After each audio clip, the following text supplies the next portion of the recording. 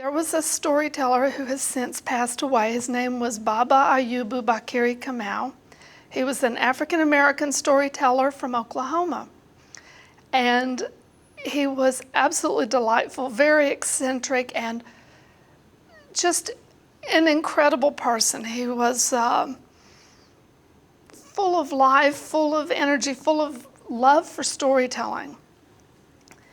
And I was very drawn to him, so I was listening to every story he told, and then he told one story that just had me sputtering. He told the story of the riots of Tulsa. And it's become more prominent. I've noticed, I have seen reports about it in the last, I want to say 5 years. But 20 years ago, no one knew about it. And it actually happened in 1921. There were race riots in Tulsa. There had been an African-American man who had been mistakenly accused of assaulting a woman on an elevator. And because there was already so much, there had always been such a large amount of prejudice, an incredible number of lynchings in that area of Oklahoma. There was a lot of resentment because in Tulsa, the African-American population was financially amazingly successful for that period of time.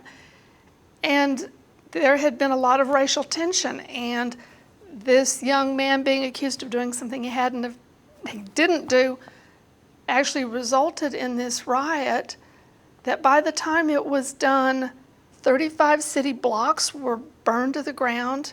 A number of thousands of people were left homeless, and depending on the official versus the unofficial records, I know the official records said there was something like 30-odd people killed, where other people reported that over 300 people were killed.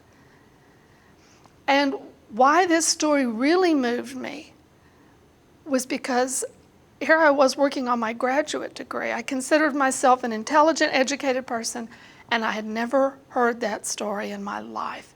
And it really made me angry. It really brought to bear that no matter how well educated we are, there are still a lot of stories out there that we need to hear, and they're powerful stories, and the stories are important because if we don't continue them, we're going to repeat them.